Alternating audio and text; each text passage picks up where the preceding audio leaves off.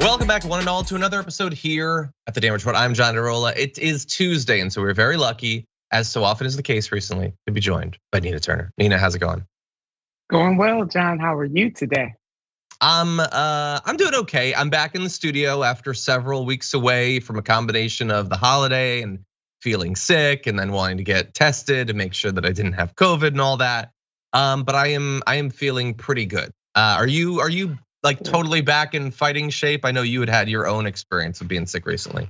Yeah, I think so. I'm there. I'm back working out, slight phlegm left. So yes, I think I'm back at fighting weight right now. Okay, that is good to hear. Yeah, I'm still like a little bit congested, but I just consider that my default setting in life, always like a little bit allergized or whatever. It sucks, but you get used to it. Yes, Anyway, I know from the pre-show that some members of the audience probably watching right now are experiencing COVID. So, obviously our thoughts go out to you and to the rest of the country who is about to experience it, because it is sweeping everywhere, as we will be talking about very soon. But there's a lot also that we'll be talking about, including Kevin McCarthy's upcoming moves. One sounds pretty interesting, the other sounds pretty awful. We're gonna discuss both. Anti-vaxxers have figured out one medicine they're willing to take to stop COVID. That'll be fun. And we've got a lot more besides. Madison Cawthorn, should he be allowed to run for office at all? We'll have perhaps a little debate. And then Pokemon Go, something we have not talked about, I think understandably so, for quite a while on the show. We've got a reason to today. Oh, and then Sarah Palin pops up, and that's gonna be an absolute flaming pile of garbage. So with all that, if you wouldn't mind hitting the like button and sharing the stream in advance of this 90 minutes of news, we would really appreciate that. And if you want to send us in comments, tweets, super chats, I see that some people already are. We'll respond as we go. But with all that said, Nina Turner, you want to talk about some news? Let's go. Okay, let's talk about it. There's been a lot of discussion recently about potentially banning individual stock ownership and trading from members of Congress. We've been pushing for it here at the Damage Report. Just yesterday on the show, we talked about Jon Ossoff, senator from Georgia, getting ready apparently to put forward a bill that would do just that. But now here comes the Republicans.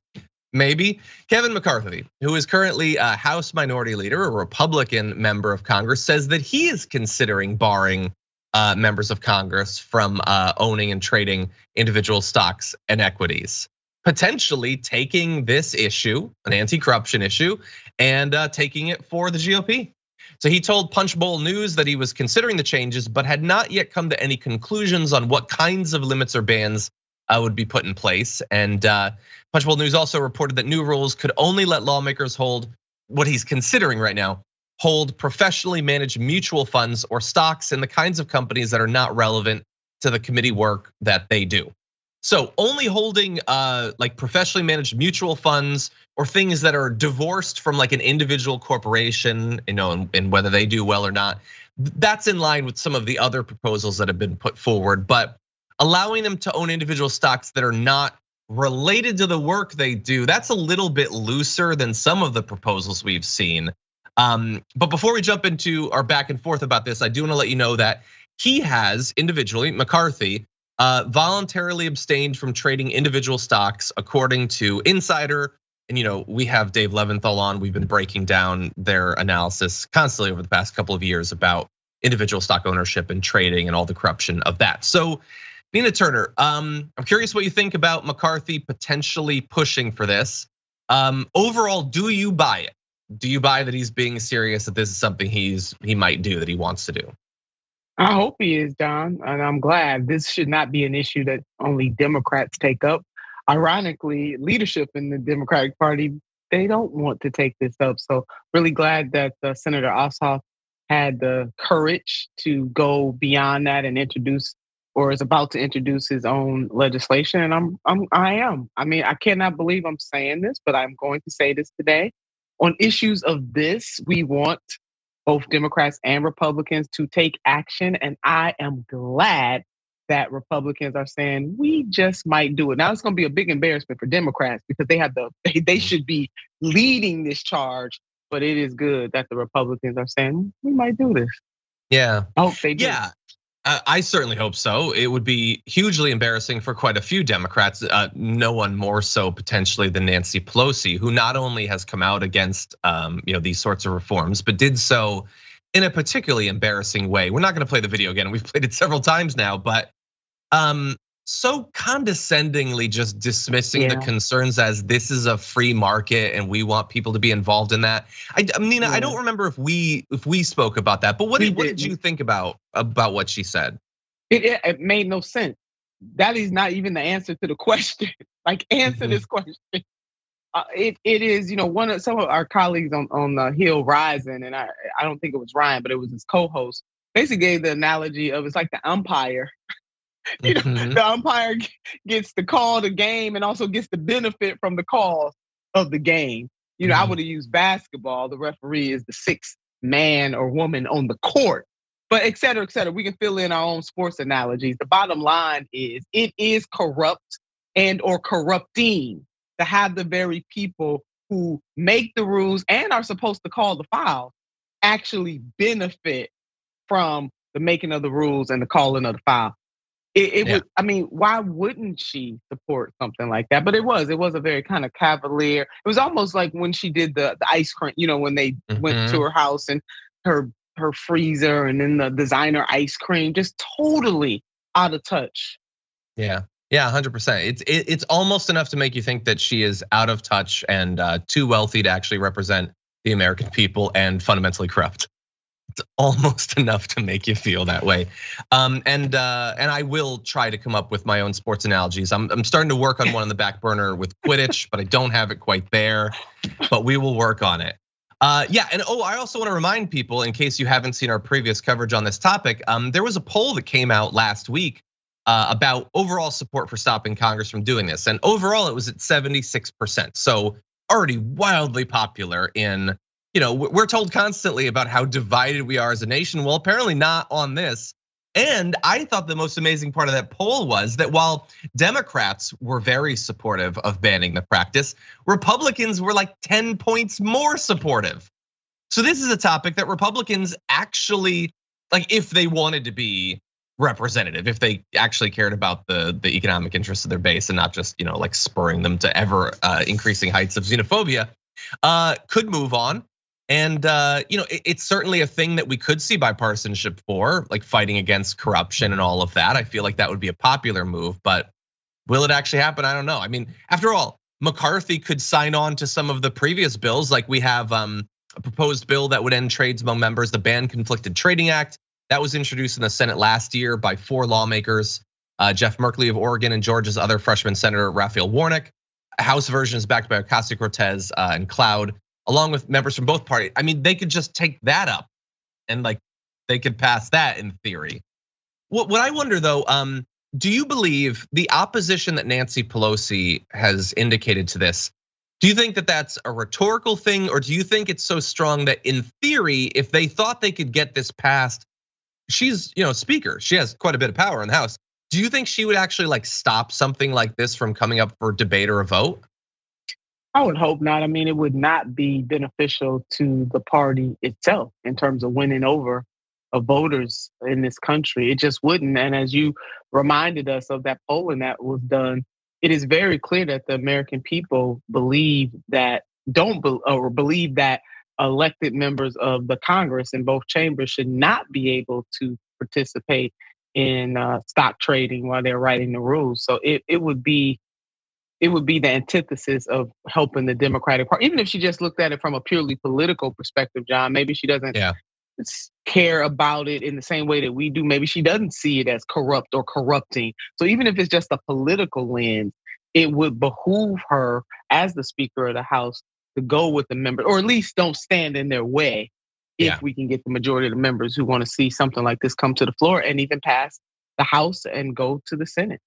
Yeah, and look, like there's a lot of angles on this. I'm not going to say that I just accept at face value literally anything that Kevin McCarthy says. Sure. He might. I mean, look, he himself has abstained from doing this, so that indicates that's something. I believe actions are important.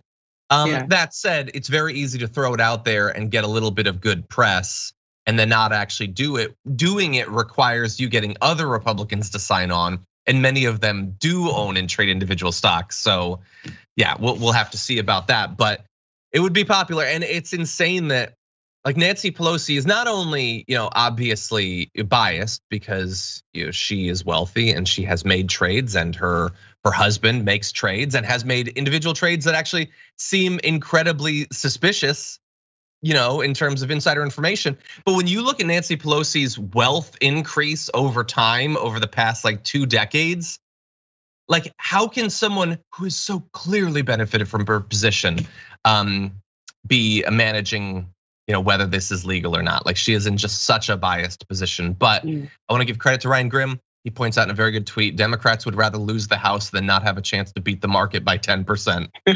They're already rich. They're already rich. They're already given tons of. Continue. No, John, I'm sorry. That point that you made about to me, the calculus should be this, not as what is in their individual interest. Like we're not talking about saving their life or something like that. We're talking about whether or not members should be able to actively trade in stock while they are writing the rules. Should they be able to benefit from it? So in this scenario, it would be nice if the leader or the speaker would take herself out of this and say what is in the best interest for the American people, and also small d democracy. That is part of the problem, which you just laid out. This whole selfish nature of too many members in that body. They are elitists. This is class warfare. This is about class here, John. And far too many people in that Congress they don't see things through a class lens at all.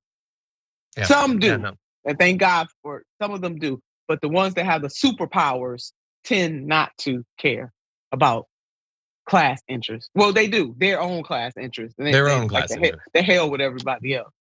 Yeah, they have this position of power. They use it. They have benefited for a long time. Why would they give it up when they are so obviously addicted to pointless increases in their own personal wealth? They use it and abuse it, John. Let me throw abuse in there. They abuse it. Yeah, and she's a great example of that. I mean, if we were in a rational world, she and her family would be being investigated by ethics committees in the House. But that's not even what we're asking for. We're just asking for reforms to the system going forward. But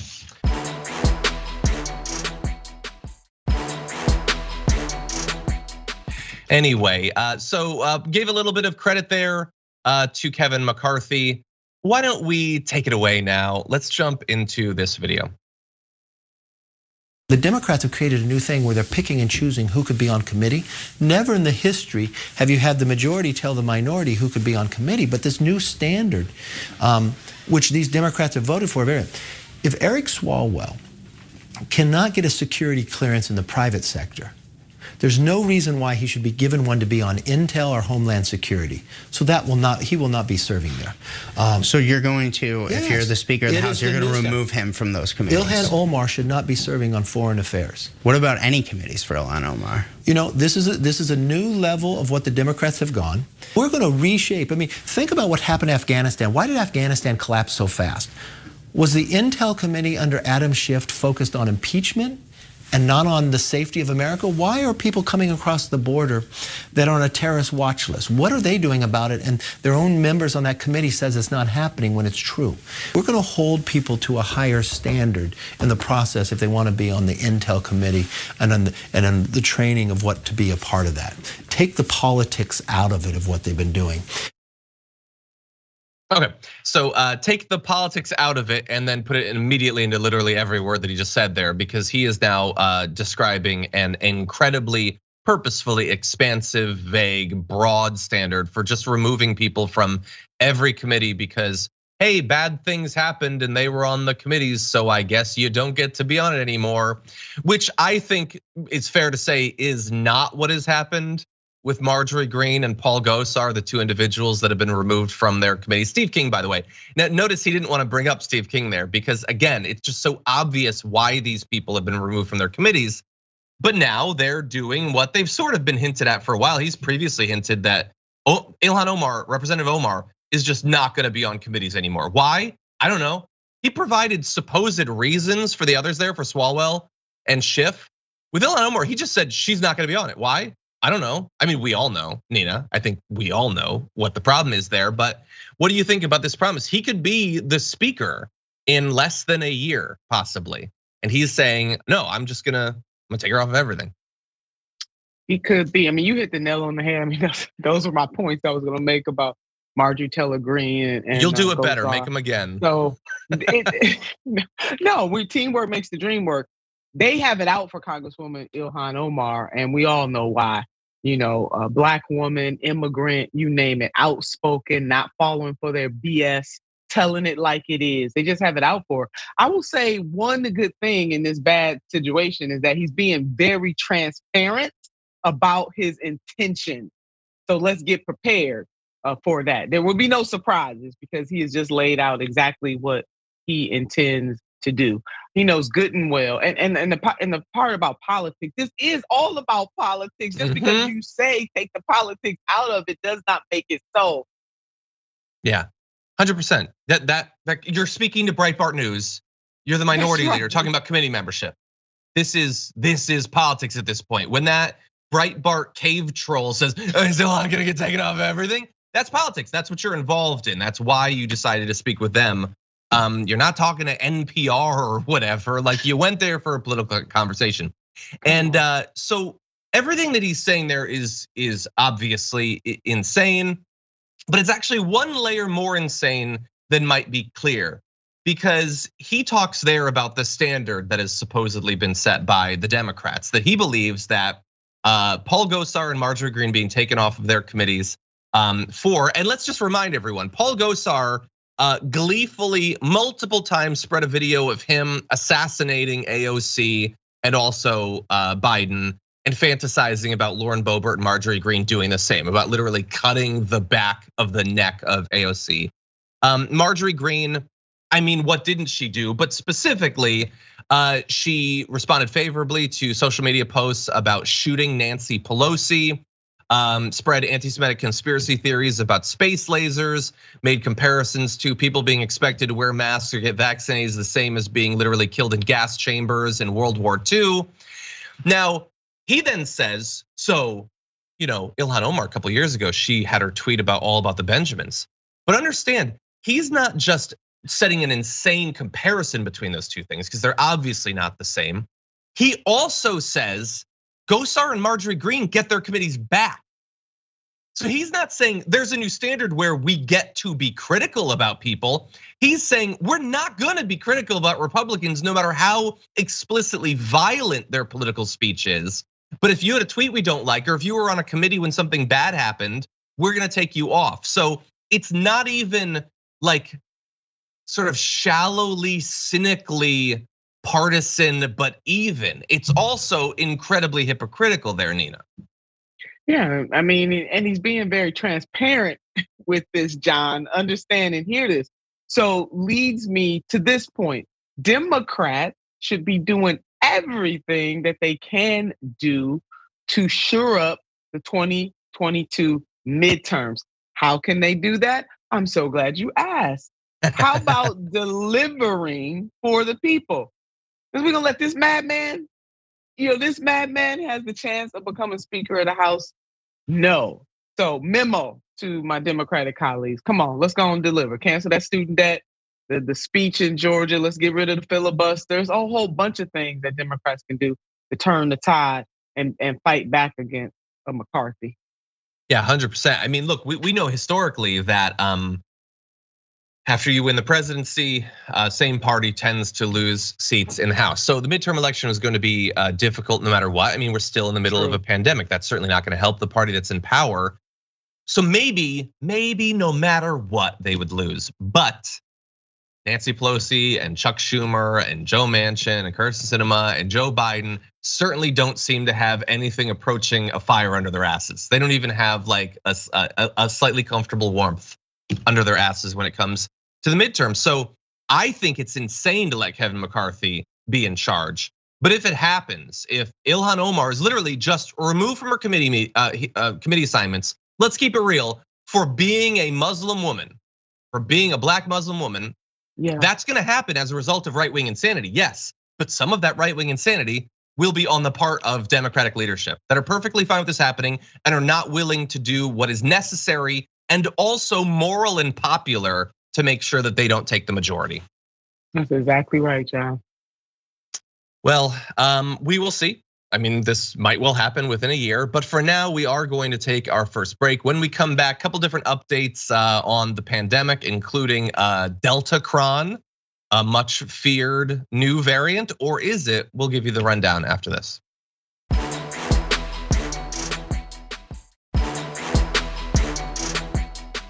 Okay, with that, let's jump into this video. I understand that the science says that vaccines prevent death, but I'm triple vaxxed, still got COVID.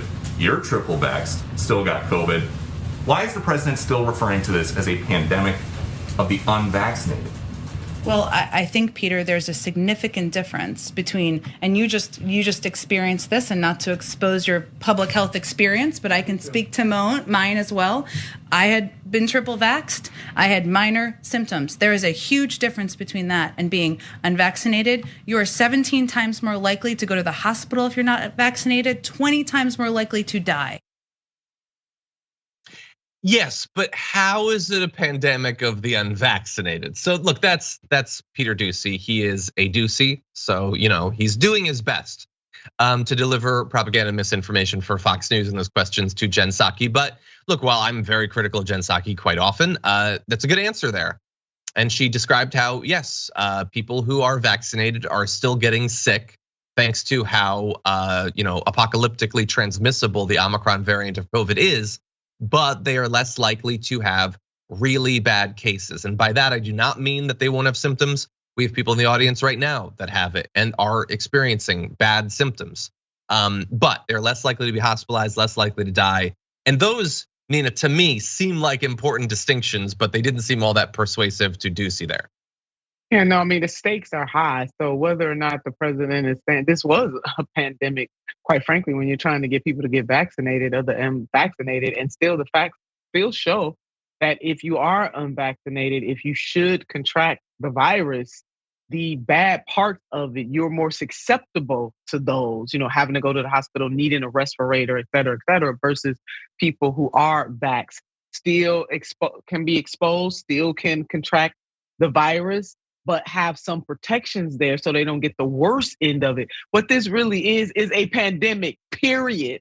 And we all have a role to play, John. I mean, that to me, that is the moral of the story here. Not who unvaccinated, everybody has a role to play. And what is that role? To get vaccinated, to get boosted, to have the N95 mask. Now we know very clearly from the experts that any old mask just won't do. Those fashionable cloth masks, yeah, they're pretty, put them over the N95. But we gotta get those masks out. We gotta get people tested, all of the things that go.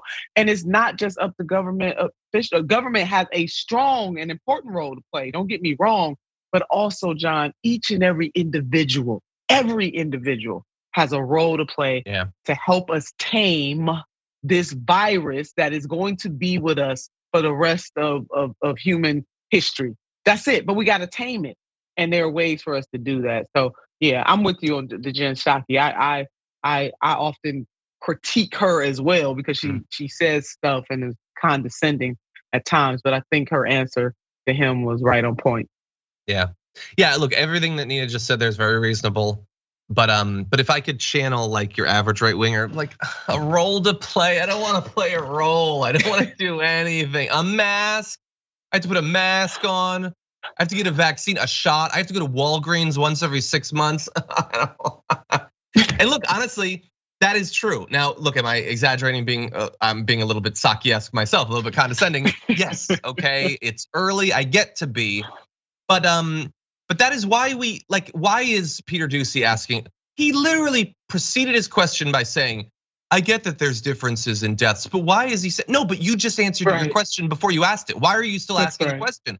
The issue is that all of this is not designed to find out things. It is designed to push a message to accomplish a goal. The goal is, it has been for the right, our base doesn't want to do anything. How do we continue to convince them that they don't have to do anything? And they've done that in so many different forms, and we've spent countless hours dissecting them. But But that's why he's like, yeah. Just one other point is called to your perfect acting skills there. So what I would say to that person is it's called sacrifice. And so there may be some minor things that we have to do that take us a bit out of our comfort zone. I get it. I'm not jumping up for joy to wear a mask, but it's called collective sacrifice, John. That's what this is called. Yeah, like and they love to pretend that they would, like, if we faced World War II, I'd sacrifice. No, they would be like approaching Omaha Beach in one of those landing craft, and the thing drops down, and they'd be like, I don't want to get my feet wet. Like, the beach is all the way over there. Oh God, I think people are shooting at us. You took the words right out of my mouth. I was just thinking about World War II. I was gonna use that as an example. We're channeling each other right now. But yeah, I mean, what are we gonna do? I mean, ultimately, if you don't love your family members enough, I mean, you know, what else can I say? What are we gonna do? If you don't want to be part of a collective solution, both in our nation and worldwide, I mean, what can we tell them, John? Exactly. Yeah. Let me throw out some additional information just in case Peter Ducey is watching this and didn't get from Jen Psaki the important stuff there. I want to show you a graphic we had yesterday for current hospitalizations in New York specifically. So this is we're somewhat into the Omicron wave there. The gap between unvaccinated and vaccinated people is so significant. Do not listen to the people that once again in a slightly new form try to convince you that, hey, X happened so you don't have to pay attention. And that's what the new, like all the grifters who are trying to get money and views off of right wingers have been using Omicron. Like, hey, it's more mild. You don't have to worry about it. Yet perhaps a little bit if you've taken all the precautions, but those same sources for misinformation have been trying to convince you not to take those precautions. So don't end up as the dot at the top of that graph. And by the way, Michael Ricci had some information from Maryland state government admittance records at hospitals and had for one particular system, they had over the last 30 days, 74% of their inpatients were unvaccinated, 24% were fully vaccinated, 2% were boosted. So now that's not perfect information because obviously there are slightly less boosted people than there are others. So you would expect that those numbers would be slightly lower as a result of that. But what it does demonstrate is very strong evidence that the people who have the most protection from vaccination are very unlikely to be hit incredibly hard by this. And I apologize for adding a little bit of nuance and making things anything other than completely cut and dried. That doesn't mean that you can't get sick, and it doesn't mean that you can't experience symptoms, but symptoms are not the same as hospitalizations, being on a ventilator and potentially dying. Those are two different things. You get to choose which of those you experience. Amen. No, amen. By the way, 15% of the American public is still 100% unvaccinated. Just bear that in mind. That's like, and by the way, we talked for years under Trump about like the 30%, the 32% that will stick with him with literally anything. Understand, if only 15% of the American public is completely unvaccinated, that is a far smaller, more hardcore group than what I have considered for years to be the hardcore MAGA movement. This is like half the size of that. It's still significant, it's still millions of people, it's still tragic and regrettable, but it is thankfully at least a little bit smaller. Also, just yesterday, we passed our all-time hospitalization record for COVID, 146,000 people. That breaks the record set January 14th of last year, and that's gonna go up over the next week or two. Bear in mind, one good bit of news, the Biden administration announced that insurers will have to cover 8 at-home virus tests per month. So that is hopefully coming soon. Of course, you still have to actually have access to those, but a little bit of good news for you.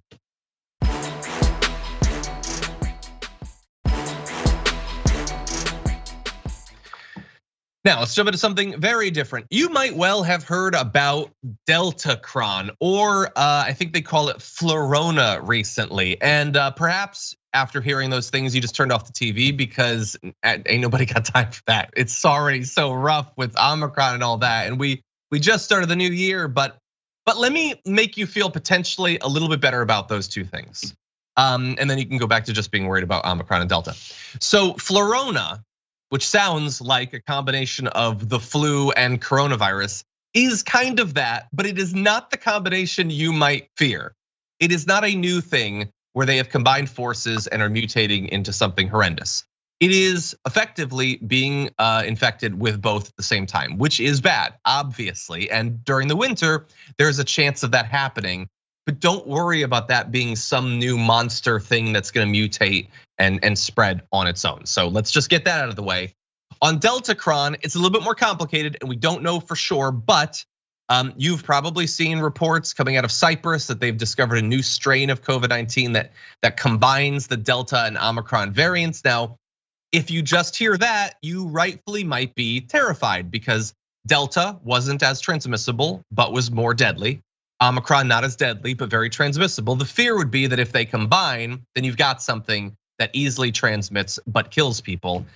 It so far does not seem necessarily like that is the case. They've identified 25 cases of Deltacron, and it is possible for coronavirus variants to recombine their genomes and form new strains. That is a thing that can happen. But one virologist at Imperial College London, Tom Peacock, says that Omicron is likely not circulated for long enough in a large enough population to actually produce a true recombinant. In any case, genetic details of Deltacron that have been published so far don't resemble a true recombinant. Instead, they quote, look to be quite clearly contamination of the lab in which the sequencing took place. So this is not to say that it cannot be a recombinant that combines the two, but so far the evidence doesn't seem to be there and we will have to continue to be on the lookout. Nina, thoughts? Yeah, let's hope. Let's hope and pray that it is just contamination. But again, it just brings us back to these conversations that we've been having over the course of this pandemic, that we all have to do everything that we can to try to tame this virus so that those kinds of things that we can limit the likelihood. Now, viruses mutate. I mean, that's what they're designed to do. We're not going to be able to stop that, but what we can do is learn more, understand more, and be actively engaged. We got to be actors in it. Nobody can sit on the sideline when it comes to dealing with this pandemic, John. Exactly. Okay, well, there are occasional people though that I wish were just sitting on the sidelines as opposed to actively contributing, because their contributions sometimes are garbage. So that said, let's demonstrate one of those for you with this video. That it's very possible and probable we have the antidote, okay? And the antidote is even for those that have been vaccinated. And the research he's already sent me just blew me away. And they're going to tear me apart, but hey, they tear me apart all the time. And I've been practicing this for 20 years, and everybody's always said I'm cray-cray, and I am, but I'm crazy like a fox, okay? And guys, when I tell you this, please, take it with a grain of salt, but go do the research, okay? Because this is going to just be like, there's no way. But the antidote, and I'm going to kill my credibility. What credibility do I have anyway? So, hey. The antidote that we've seen now, and we have tons and tons of research, is urine therapy. Okay, so urine therapy, which he has now made up that term, as opposed to just regular therapy, which I advise for a lot of people. We have a lot of undiagnosed mental health problems in the United States and a lot of stigma about going for therapy. I would advise it for a lot of people, especially him. So he believes, to be clear, this is Chris Keys, an anti-vaxxer, that you need to drink your own urine as a therapy against COVID. Now, he's been doing this for 20 years. And you're probably thinking, well, that's way before COVID. Why was he doing it before? I don't know, the taste, but he's been doing it for a while and he thinks that's the answer. We'll have more on this, unfortunately. But Nina, what do you think? You convinced? John, I just can't. I mean, every now and then you give me one that I'm like, I just can't. Maybe that's the reason why he is cray-cray by his own description of himself, because he's been drinking urine for 20 years. Please, from bleach to urine, please, for the love of God, do not try this at home. Don't do it. Yeah. And by the way, like as people are saying in the chat, I do not want to have never, ever strove to kink shame anyone. I don't, everybody needs their own thing, their own hobby or whatever. And if that's what you want, that's fine. Some people, this is their hobby. And by the way, you could be a fully functioning person well-performing member of society. You could become president of the United States and be interested in golden showers and all that. I'm just saying, I don't think you should take medical claims about this at face value. But let's give him a chance to make the case. Here's a little bit more. And I know to a lot of you, this sounds crazy, but guys, God's given us everything we need, okay? And I'm going to give you, again, I test and prove all things, okay? This has been around for centuries. We've got research after research, documented, peer-reviewed, published papers on urine. We do. We have this, okay? But they have been doing for the last 9 months now, and what he has right now is all anecdotal because, again, you know, to put together a randomized double-blind placebo study with this is kind of tough. But I'm going to give you some stuff. You gotta know the chlorine dioxide was rough enough, but now drink urine. Okay, I think he means anecdotal. I think he said antidotal. It's also possible he doesn't know what either of those words mean. And look, putting together a test on that would not be particularly complicated. I mean, one of the difficulties of putting together like a really well-controlled, diet or liquid studies is actually paying for the food. In this case, they would be providing it themselves. It seems like it'd be easier than normal. But anyway, I do agree with him that you should not simply take at face value what he's saying. You should do your own research. I just think the research should be done like research, not like just watching a couple of insane people on YouTube and going on 4chan or whatever. But anyway, look, Nina, at the very least, it seems like this is maybe less likely to harm you directly than taking things like hydroxychloroquine or ivermectin or colloidal silver or whatever other thing. Every month they come up with some new thing for you to take other than a vaccine. This one is gross, but it doesn't seem as dangerous, at least. I don't know, and maybe I'm trying to be too fair. Point well taken on that. Relatively speaking, it is not. I will agree with Chris on one thing. He said test and prove all things. So there you go. There's a silver line in there. Yeah, and congratulations to Chris Keys for being one of the prominent anti-vaxxers who hasn't yet died from COVID. Those numbers have been going in the wrong direction recently. But anyway, don't drink your urine. Or if you do, just for recreation. It's not going to save you from COVID. Anyway, with that, we are going to take our second break. When we come back, there's a teacher who thinks you're all being too judgy about the whole Nazism thing. We'll break that down for you after this.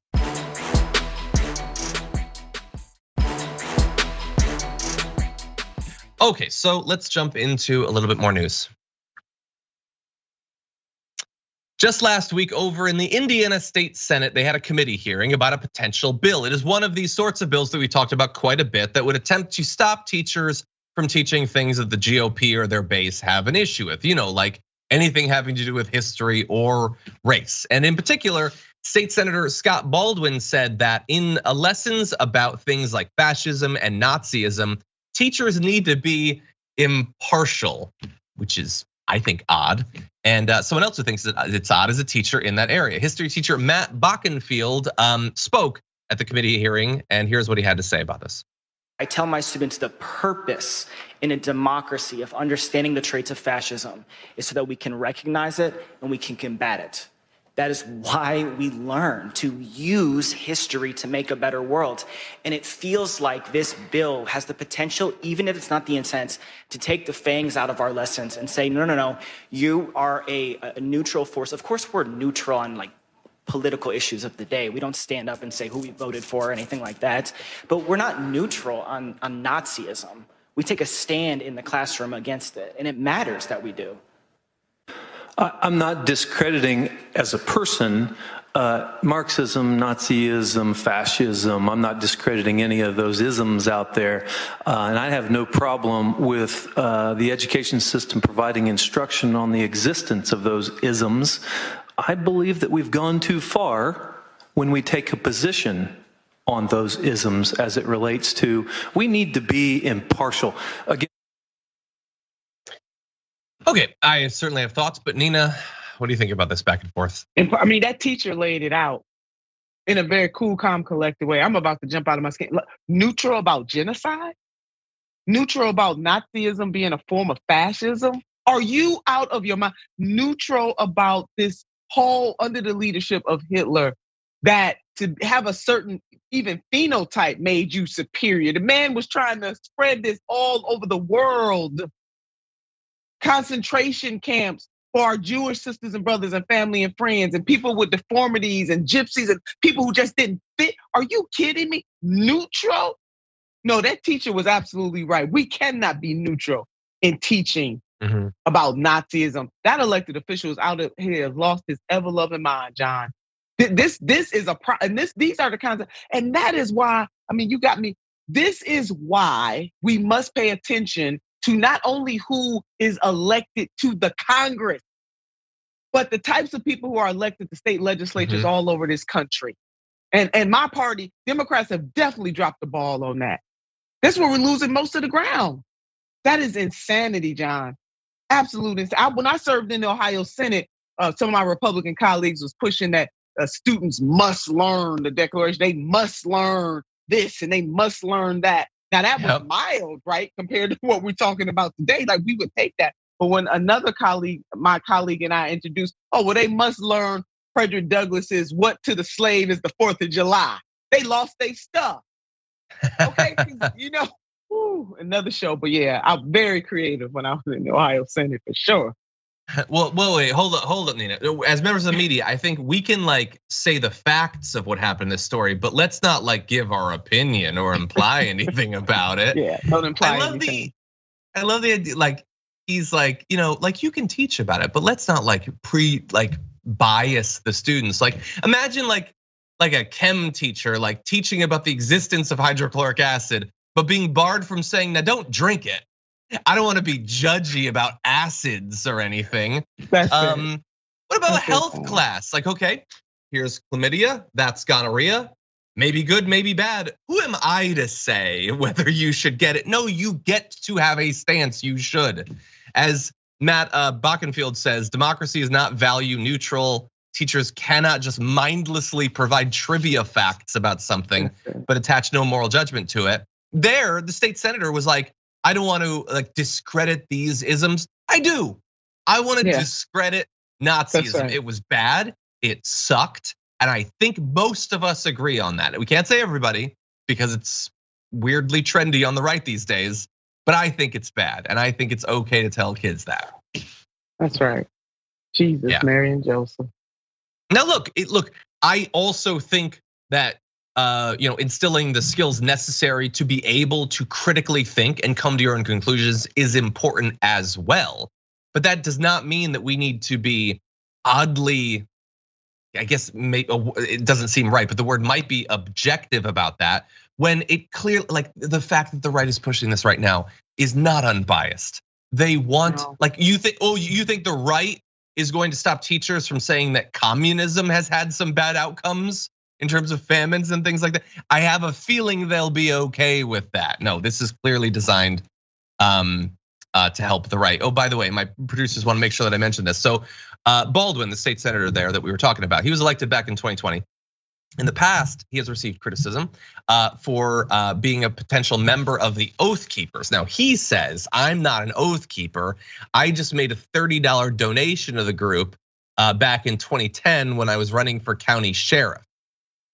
Okay, so the idea that you would be involved with the Oath Keepers way back in 2010 is even more bizarre because they were even more fringe and unknown then. But the fact that he wanted to be a county sheriff and he felt he needed the support of the Oath Keepers in that run, that is its own whole criticism. He thinks that's a defense, Nina. I think that's its own indictment. Yeah, no, true that. I mean, it's just like the comments he just made in that committee clip we showed. The man just does not have a clue. It's pretty sad that this is the state. This is bigger than just him, John. This is the state of America in many, many pockets of society right now. And we're gonna have to face this head on. Exactly, yeah. And they don't want us to be ready to. They want a generation of kids that don't know about the existence of any of these things. They want teachers, they talk about cancel culture and censorship.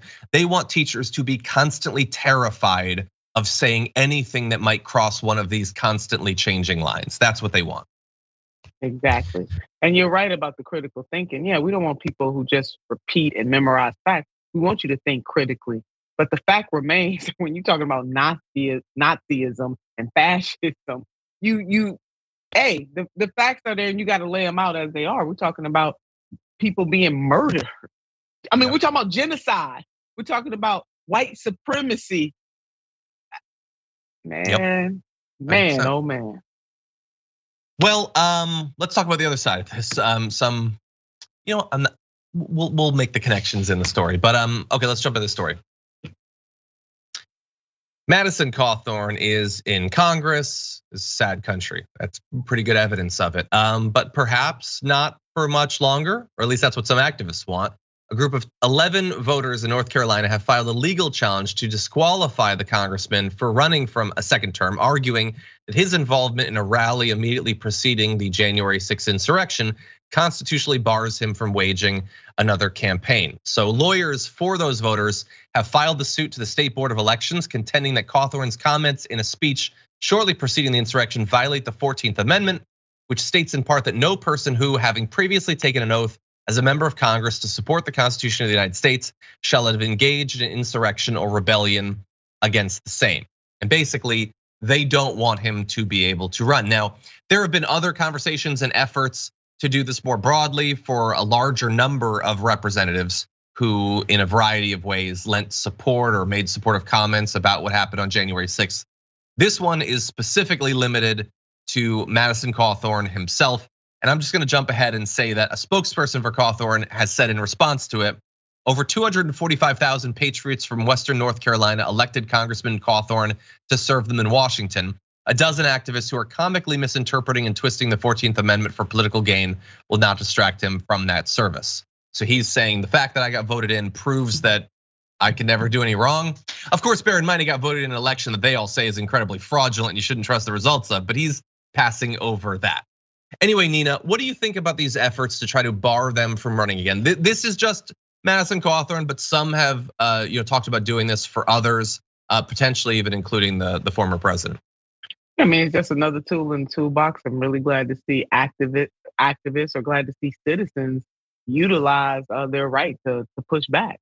This is not, we're not just talking about a walk around the block or in the park. I mean, having a representative that was actively engaged in trying to overthrow the government over an election definitely warrants this kind of action. So I'm glad to see just average everyday citizens getting involved.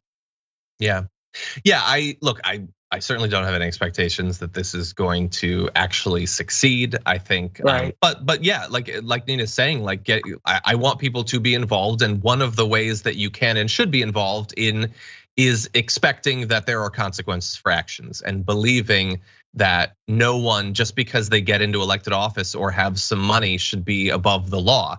In reality, they appear to be all too often. But apathy is what allows that to happen. And so whether this succeeds or not, and I assume that it will not, I'm glad that they're at least attempting.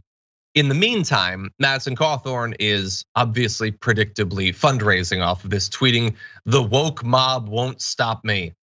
Now, what believing that supporting insurrection should stop you from being reelected has to do with wokeness, I don't know, but they're, I think, contractually not allowed to tweet without using the word woke. So he found a way to fit it in there.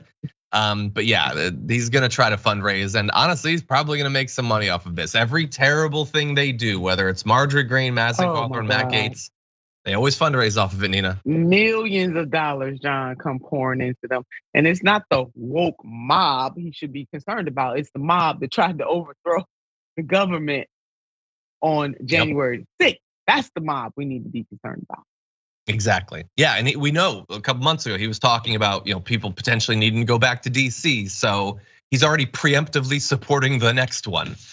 Anyway, we've talked a little bit about the positions on this. We're curious what you all think. We have a poll up right now at tyt.com/polls, banning Cawthorn, but you can just go to tyt.com/polls and you'll see it. Should members of Congress who supported the insurrection be barred from running for re-election? Very curious what you think about that. You feel free to lump in your thoughts about Trump running again, but in particular members of Congress. So hopefully we'll get some results for you soon there. And that is unfortunately the fastest hour that has ever happened. Nina Turner, as always, thank you for giving us some of your time. You're very generous. My pleasure to be with the Dragon Squad, always. Thank you. It's our pleasure to have you here. For those of you at home, Twitch and YouTube, more is coming. We're gonna take a quick couple-minute break, and I'll be back after that.